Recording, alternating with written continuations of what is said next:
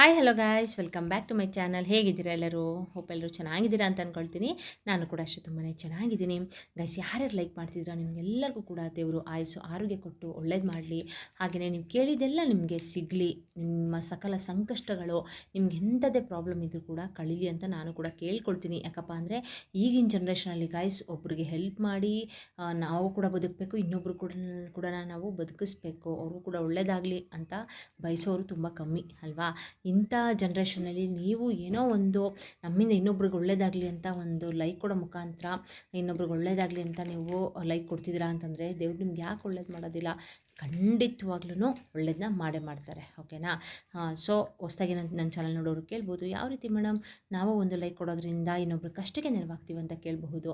ಅಂದರೆ ನಮ್ಮ ಒಂದು ಲೈಕಿಂದ ಗಾಯ್ಸ್ ಇನ್ನೊಬ್ಬರು ಅಂದರೆ ಅಂದರೆ ವಿಡಿಯೋ ಅನ್ನೋದು ಲೀಕ್ ಆಗುತ್ತೆ. ಸರಿನಾ? ಹಲ್ವಾರು ಜನ ನಮ್ಮ ಥರ ನಿಮ್ಮ ಥರ ಕಷ್ಟಪಡೋರು ತುಂಬ ಇರ್ತಾರೆ. ಏನೋ ಒಂದು ನಮ್ಮ ಕಡೆಯಿಂದ ಅವ್ರಿಗೆ ಹೆಲ್ಪ್ ಆದರೆ ಸಾಕು ಅಲ್ವಾ? ಸೊ ನಾನು ನಿಜವಾಗ್ಲೂ ವ್ಯೂಸ್ಗಾಗಲಿ ಲೈಕ್ಸ್ಗಾಗಲಿ ಕಮೆಂಟ್ಸ್ಗಾಗಲಿ ಹೇಳ್ತಾಯಿಲ್ಲ ಗಾಯ್ಸ್. ಏನೋ ಒಂದು ಲೈಕ್ ಕೊಟ್ಟರೆ ಅಟ್ಲೀಸ್ಟ್ ಅವ್ರ ಕಷ್ಟನ ಕಳ್ಕೊಳ್ತಾರೆ ಅನ್ನೋದೊಂದು ನನ್ನ ನಂಬಿಕೆ ಅಷ್ಟೇ. ಓಕೆನಾ? ನಾವು ಒಬ್ರಿಗೆ ಹೆಲ್ಪ್ ಮಾಡೋದ್ರಿಂದ ದೇವರು ನಮಗೂ ಕೂಡ ಕಷ್ಟ ಕಾಲ ಅಂತ ಬಂದಾಗ ನಿಜವಾಗ್ಲೂ ಖಂಡಿತವಾಗ್ಲೂ ನಮಗೂ ಕೂಡ ಹೆಲ್ಪ್ ಮಾಡ್ತಾರೆ ಅನ್ನೋದು ನನ್ನ ನಂಬಿಕೆ, ಹಾಗೆಯೇ ನನ್ನ ಎಕ್ಸ್ಪೀರಿಯೆನ್ಸ್ ಅದು. ಸರಿನಾ? ಸೊ ದಯವಿಟ್ಟು ಲೈಕ್ ಮಾಡಿ ಇನ್ನೊಬ್ಬರು ಕಷ್ಟಕ್ಕೆ ನೆರವಾಗಿ ಅಂತ ನಾನು ಒಂದು ರಿಕ್ವೆಸ್ಟ್ ಮಾಡ್ಕೊಳ್ತೀನಿ ಅಷ್ಟೇ. ಓಕೆನಾ? ಸೊ ಬನ್ನಿ, ತಡ ಮಾಡದೆ ಇವತ್ತಿನ ವ್ಲಾಗ್ನ ಸ್ಟಾರ್ಟ್ ಮಾಡ್ಕೊಳ್ತೀನಿ. ಹಾಗೆಯೇ ಹೊಸದಾಗಿ ನನ್ನ ಚಾನಲ್ ನೋಡ್ತಾ ಇರೋರು ದಯವಿಟ್ಟು ಸಬ್ಸ್ಕ್ರೈಬ್ ಮಾಡ್ಕೊಂಡು ಸಪೋರ್ಟ್ ಮಾಡಿ. ಸಬ್ಸ್ಕ್ರೈಬ್ ಮಾಡ್ಕೊಳ್ಳೋಕ್ಕಾಗಲಿ ಇಲ್ಲ ಲೈಕ್ ಮಾಡೋಕ್ಕಾಗಲಿ ಕಾಸು ಕೊಡಬೇಕಾ? ಇಲ್ಲ ಅಲ್ವಾ? ಸೊ ದಯವಿಟ್ಟು ಸಬ್ಸ್ಕ್ರೈಬ್ ಮಾಡ್ಕೊಳ್ಳಿ. ಹಾಗೆಯೇ ಒಂದು ಲೈಕ್ ಕೊಡೋ ಮುಖಾಂತರ ಇನ್ನೊಬ್ಬರು ಕಷ್ಟಕ್ಕೆ ನೆರವಾಗಿ ಆಲ್ರೆಡಿ ಸಬ್ಸ್ಕ್ರೈಬ್ ಮಾಡ್ಕೊಂಡಿರೋರಿಗೆ ನನ್ನ ಧನ್ಯವಾದಗಳನ್ನ ತಿಳಿಸ್ತಾ ಬನ್ನಿ ಇವತ್ತಿನ ರೆಮಿಡಿ ಬಗ್ಗೆ ತಿಳಿಸ್ಕೊಡ್ತೀನಿ. ಈ ಒಂದು ರೆಮಿಡಿಯಿಂದ ಗಾಯ್ಸ್ ನಿಮಗೆ ಏನೆಲ್ಲ ಯೂಸಸ್ ಅಂತ ಫಸ್ಟು ನಾನು ನಿಮಗೆ ತಿಳಿಸ್ಕೊಡ್ತೀನಿ.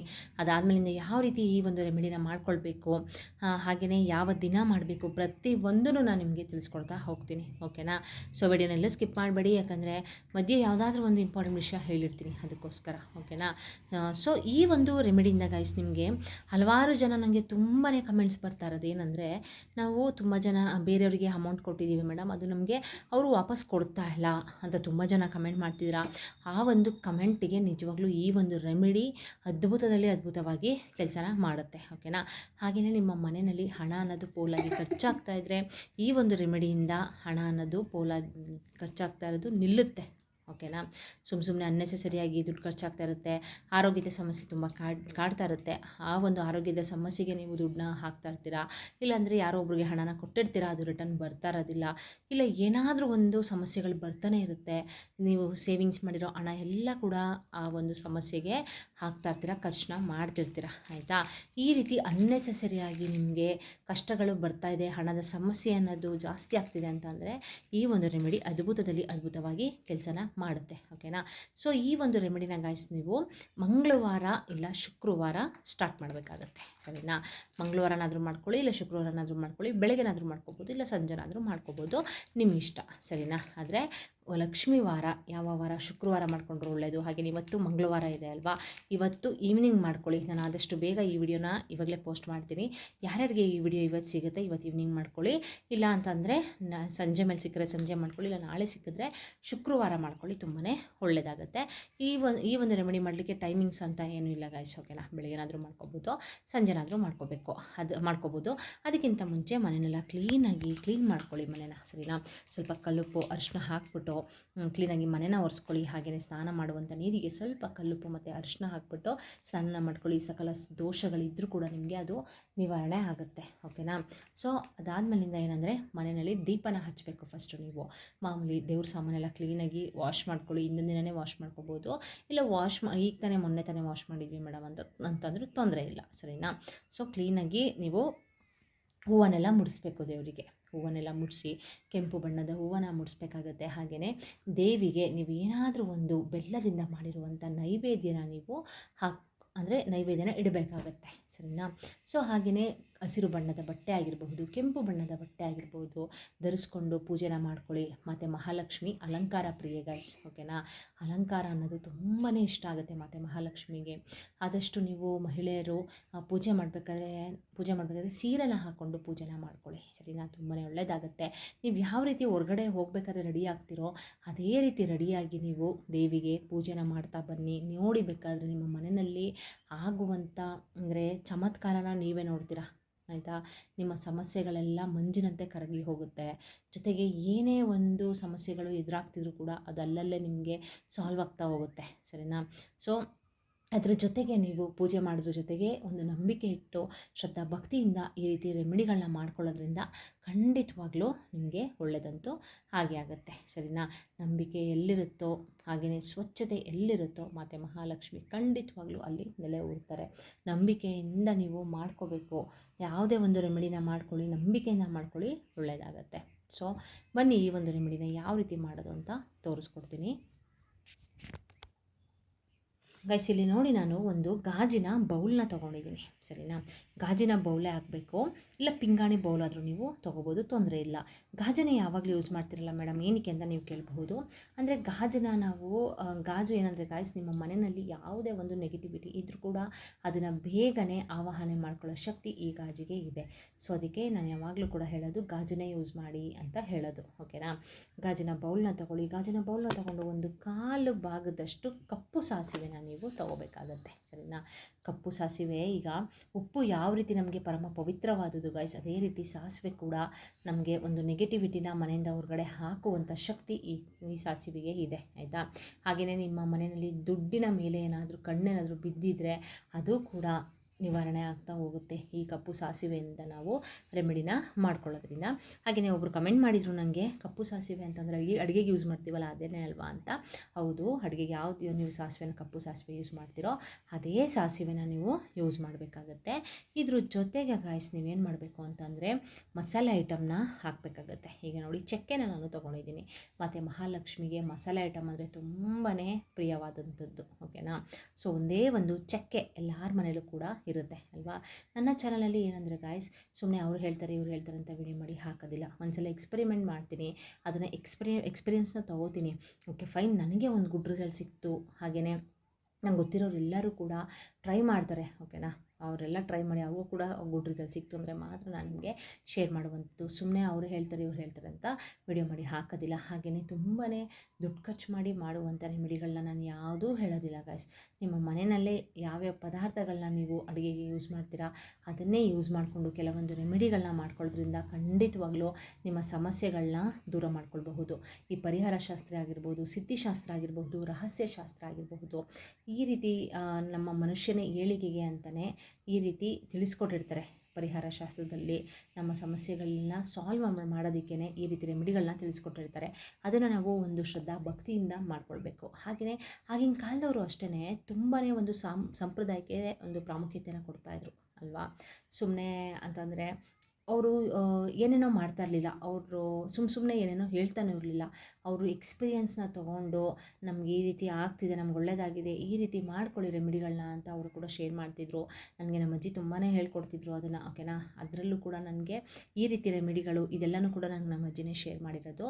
ಸೊ ತುಂಬ ಜನ ನನ್ನ ಜೊತೆ ಯಾರ್ಯಾರಿದ್ದಾರೆ ಅಂದರೆ ನನ್ನ ಫ್ಯಾಮಿಲಿ ಆಗಿರ್ಬೋದು, ನನ್ನ ಫ್ರೆಂಡ್ ಸರ್ಕಲ್ ಆಗಿರಬಹುದು, ಪ್ರತಿಯೊಬ್ಬರೂ ಗೈಸ್ ಈ ಒಂದು ರೆಮಿಡಿನ ಮಾಡಿಕೊಂಡು ಸಕ್ಸಸ್ಫುಲ್ ರಿಸಲ್ಟ್ನ ಕಂಡಿದ್ದಾರೆ. ಸೊ ನನ್ನಿಂದ ನಿಮಗೆ ಏನೋ ಒಂದು ಹೆಲ್ಪ್ ಆಗುತ್ತೆ ಅಂತಂದರೆ ನಾನು ಅದನ್ನು ಹೇಳೋದ್ರಲ್ಲಿ ಏನೂ ತಪ್ಪಿಲ್ಲ. ನನ್ನ ಸಬ್ಸ್ಕ್ರೈಬರ್ ಆಗಿರಬಹುದು, ಹಾಗೆ ಈ ವಿಡಿಯೋ ಯಾರ್ಯಾರು ನೋಡ್ತಿದ್ದೀರೋ ನೀವೆಲ್ಲರೂ ನನ್ನ ಫ್ಯಾಮಿಲಿ ಅಂತಂದಮೇಲೆ ನಿಮ್ಮ ಕಷ್ಟಗಳು ನನ್ನ ಕಷ್ಟನೇ ಅಲ್ವಾ. ಸೊ ಅದಕ್ಕೇ ನಾನು ಮಾತ್ರ ಚೆನ್ನಾಗಿರಬೇಕು, ಇದನ್ನೆಲ್ಲ ನಾನು ಮಾಡಿಕೊಂಡು ನಾನು ಮಾತ್ರ ಚೆನ್ನಾಗಿರಬೇಕು ಅನ್ನೋದು ಏನೂ ಇಲ್ಲ ಗಾಯ್ಸ್. ಏನೋ ಒಂದು ನನ್ನ ಕಡೆಯಿಂದ ನಿಮಗೆ ಹೆಲ್ಪ್ ಆದರೆ ನನಗೂ ಭಗವಂತ ಒಳ್ಳೆಯದನ್ನ ಮಾಡೇ ಮಾಡ್ತಾರೆ ಅನ್ನೋದು ನನ್ನ ನಂಬಿಕೆ, ಓಕೆನಾ. ಅಂತಂದರೆ ನನ್ನಿಂದ ನನಗೇನು ಗೊತ್ತದು ನಾನು ನಿಮಗೆ ಶೇರ್ ಮಾಡೋದ್ರಿಂದ ನಾನು ಏನೂ ಕಳ್ಕೊಳ್ಳೋದಿಲ್ಲ. ಸೊ ಏನೋ ಒಂದು ಒಳ್ಳೆಯದಾದರೆ ಸಾಕಷ್ಟೇ, ಓಕೆನಾ. ಸೊ ನೋಡಿ, ಇಲ್ಲಿ ಒಂದೇ ಒಂದು ಚಕ್ಕೆನ ನಾನು ತೊಗೊಂಡಿದ್ದೀನಿ, ಸರಿನಾ. ಒಂದೇ ಒಂದು ಚಕ್ಕೆ ಪೀಸ್ನ ಇದ್ರ ಜೊತೆ ಸೇರಿಸ್ಕೊಳ್ಬೇಕಾಗತ್ತೆ. ಹಾಗೆಯೇ ಇಲ್ಲಿ ನೋಡಿ, ನಾನು ಒಂದೇ ಒಂದು ಬಟ್ಲಡಿಕೆನ ತೊಗೊಂಡಿದ್ದೀನಿ. ಮತ್ತು ಮಹಾಲಕ್ಷ್ಮಿಗೆ ಬಟ್ಲಡಿಕೆ ಅನ್ನೋದು ಕೂಡ ತುಂಬಾ ಪ್ರಿಯವಾದದ್ದು, ಸರಿನಾ. ಈ ಬಟ್ಲಡಿಕೆನ ಒಂದೇ ಒಂದು ಸೇರಿಸ್ಕೊಂಡಿದ್ದೀನಿ. ಇದೆಲ್ಲಿ ಸಿಗುತ್ತೆ ಮೇಡಮ್ ಅಂತ ಯಾರೋ ಒಬ್ಬರು ಕಮೆಂಟ್ ಮಾಡಿದರು. ಪ್ರಾವಿಷನ್ ಸ್ಟೋರಲ್ಲೂ ಕೂಡ ಸಿಗುತ್ತೆ, ಕೇಳಿ, ಓಕೆನಾ. ಸೊ ಒಂದೇ ಒಂದು ಬಟ್ಲಡಿಕೆನ ನಾನು ಇದ್ರ ಜೊತೆ ಸೇರಿಸ್ಕೊಂಡಿದ್ದೀನಿ. ಹಾಗೆಯೇ ಹಣನ ಮ್ಯಾಗ್ನೆಟ್ ಥರ ಎಳೆಯುವಂಥ ಶಕ್ತಿ ಈ ಏಲಕ್ಕಿಗೆ ಇದೆ, ಸರಿನಾ. ಫುಲ್ಲು ಗ್ರೀನಾಗಿರೋದನ್ನ ನೋಡ್ಬಿಟ್ಟು ತೊಗೊಳ್ಳಿ. ನಾನು ಅಂದರೆ ನಿಮಗೆ ರೆಮಿಡಿನ ತೋರಿಸ್ಕೊಡೋದಕ್ಕೆ ಈ ರೀತಿ ಏಲಕ್ಕಿನ ತೊಗೊಂಡಿದ್ದೀನಿ ಅಷ್ಟೇ.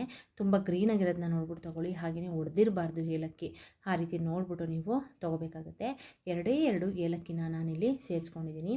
ನಿಮ್ಮ ಮನೆಯಲ್ಲಿ ಹಣನ ಏನಾದರೂ ಪೋಲಾಗಿ ಖರ್ಚಾಗ್ತಾ ಇದ್ದರೆ ಅದನ್ನು ಸ್ಟಾಪ್ ಮಾಡುತ್ತೆ, ಸರಿನಾ. ಹಣನ ಮ್ಯಾಗ್ನೆಟ್ ಥರ ಎಳೆಯುವಂಥ ಶಕ್ತಿ ಈ ಏಲಕ್ಕಿಗಿದೆ. ಸೊ ಅದಕ್ಕೆ ನಾನಿಲ್ಲಿ ಎರಡೇ ಎರಡು ಏಲಕ್ಕಿನ ನಾನು ತೊಗೊಂಡಿದ್ದೀನಿ. ಹಾಗೆಯೇ ಇದ್ರ ಜೊತೆಗೆ ಗಾಯ್ಸ್ ನೋಡಿ, ಇಲ್ಲಿ ಮನೆಯಲ್ಲಿ ಹಣ ಅನ್ನೋದು ಅಭಿವೃದ್ಧಿ ಆಗಬೇಕು, ಧನಾಗಮನ ಆಗಬೇಕು, ಧನ ಪ್ರಾಪ್ತಿ ಆಗಬೇಕು ಅಂತ ಅಂದರೆ ನಾನಿಲ್ಲಿ ನೋಡಿ, ಇಲ್ಲಿ ಎರಡೇ ಎರಡು ಲವಂಗನ ನಾನು ಇಲ್ಲಿ ತೊಗೊಂಡಿದ್ದೀನಿ. ಲವಂಗನ ನೋಡ್ಬಿಟ್ಟು ತೊಗೊಳ್ಳಿ. ಮುಂದೆ ಮೊಗ್ಗು ಚೆನ್ನಾಗಿರಬೇಕು, ಮುಗ್ಗಿರಬೇಕು. ಕಟ್ಟಾಗಿರೋದಂತೂ ತೊಗೊಳಕ್ಕಂತೂ ಹೋಗಬೇಡಿ, ಮುಗ್ಗಿರೋದನ್ನ ನೋಡ್ಬಿಟ್ಟು ತೊಗೋಬೇಕಾಗತ್ತೆ. ಇದನ್ನು ನಾನು ಎರಡೇ ಎರಡು ಲವಂಗನ ನಾನಿಲ್ಲಿ ಇದ್ರ ಜೊತೆಗೆ ಸೇರಿಸ್ಕೊಂಡಿದ್ದೀನಿ. ಹಾಗೆಯೇ ನೋಡಿ, ಇಲ್ಲಿ ನಾನು 5 ರೂಪೀಸ್ ಕಾಯಿನ್ನ ತೊಗೊಂಡಿದ್ದೀನಿ, ಸರಿನಾ. 5 ಅನ್ನೋದು ನಾವು ಪಂಚಭೂತಗಳಿಗೆ ಹೋಲಿಸ್ತೀವಿ ಅಲ್ವಾ.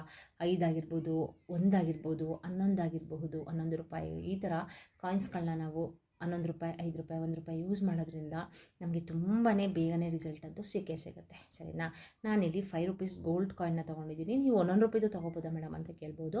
ತೊಗೋಬೋದು, ಏನೂ ತೊಂದರೆ ಇಲ್ಲ. 1 ರೂಪಾಯಿದಾದರೂ ತೊಗೊಳ್ಳಿ, 2 ರೂಪಾಯಿದಾದರೂ ತೊಗೊಳ್ಳಿ. ಆದರೆ ನಿಮಗೆ ಸಂಖ್ಯೆ ಬಂದು ಟೋಟಲ್ ಅಮೌಂಟ್ ಬಂದು ನಿಮಗೆ 5 ರೂಪೀಸೇ ಆಗಬೇಕು, ಓಕೆನಾ. ಇಲ್ಲ 5 ರೂಪೀಸ್ ಕಾಯಿನ್ನೇ ತೊಗೋಬೇಕಾಗತ್ತೆ. ಈ 5 ರೂಪೀಸ್ ಕಾಯಿನ್ನ ನಾನು ಇದ್ರ ಜೊತೆಗೆ ಸೇರಿಸ್ಕೊಳ್ತಾ ಇದ್ದೀನಿ. ಇದೆಲ್ಲನೂ ಕೂಡ ಸೇರಿಸ್ಕೊಂಡು ಆದಮೇಲೆ ಗಾಯ್ಸ್ ನೀವು ಪೂಜೆ ಎಲ್ಲ ಮುಗಿಸ್ಕೊಳ್ಳಿ, ಸರಿನಾ. ಸಂಜೆನಾದರೂ ಮಾಡಿ, ಬೆಳಗ್ಗೆನಾದರೂ ಮಾಡಿ, ಪೂಜೆ ಎಲ್ಲ ಮುಗಿಸ್ಕೊಂಡು ನೀವು ಮತ್ತು ಮಹಾಲಕ್ಷ್ಮಿ ಫೋಟೋ ಮುಂದೆ ಈ ಬೌಲ್ನ ಒಂದು ಪ್ಲೇಟ್ ತೊಗೊಳ್ಳಿ, ಚಿಕ್ಕದು ಯಾವ್ದಾದ್ರು ಒಂದು ಪ್ಲೇಟ್ ತೊಗೊಂಡು ಅದ್ರ ಮೇಲೆ ಈ ಬೌಲ್ನ ಹಾಕಿಬಿಟ್ಟು 1/4 ಭಾಗದಷ್ಟು ಸಾಸಿವೆನ ತೊಗೊಳ್ಳಿ, ಒಂದೇ ಒಂದು ಚಕ್ಕೆ, ಹಾಗೆಯೇ 5 ರೂಪಾಯಿ ಕಾಯಿನು, ಒಂದು ಬಟ್ಲಡಿಕೆ, ಹಾಗೆಯೇ 2 ಏಲಕ್ಕಿ, 2 ಲವಂಗ ತೊಗೋಬೇಕಾಗತ್ತೆ ಅಷ್ಟೇ, ಸರಿನಾ. ಎಲ್ಲನೂ ಸೇರಿಸ್ಕೊಂಡು ನೀವು ಒಂದು ಪ್ಲೇಟ್ ಮೇಲೆ ಇಟ್ಟುಬಿಟ್ಟು ನೀವು ಯಾವ ರೀತಿ ದೇವರಿಗೆ ಪೂಜೆನ ಮಾಡ್ತೀರಾ ಅದೇ ರೀತಿ ಇದಕ್ಕೂ ಕೂಡ ನೀವು ಪೂಜೆನ ಮಾಡ್ಕೊಳ್ಬೇಕು. ಗಂಧದ ಕಡೆಯಿಂದ ಪೂಜೆ ಮಾಡಿ, ಹಾಗೆಯೇ ಆರತಿನ, ಮಂಗಳಾರತಿನ ಇದಕ್ಕೆ, ಕರ್ಪೂರದ ಆರತಿನ ಇದಕ್ಕೆ ಬೆಳಗ್ಗೆ, ಸರಿನಾ. ಬೆಳಗ್ಗೆ ಆದಮೇಲೆ ಗೈಸ್ ನೀವೇನು ಮಾಡಬೇಕು ಅಂದರೆ ಈ ರೀತಿ ನೀವು ಬಟ್ಲನ್ನ ಇಟ್ಕೊಂಡು ನೀವು ಮತ್ತು ಮಹಾಲಕ್ಷ್ಮಿ ಫೋಟೋ ಮುಂದೆ ನಿಮ್ಮ ಕಷ್ಟಗಳನ್ನ ಹೇಳ್ಕೊಳ್ಬೇಕು.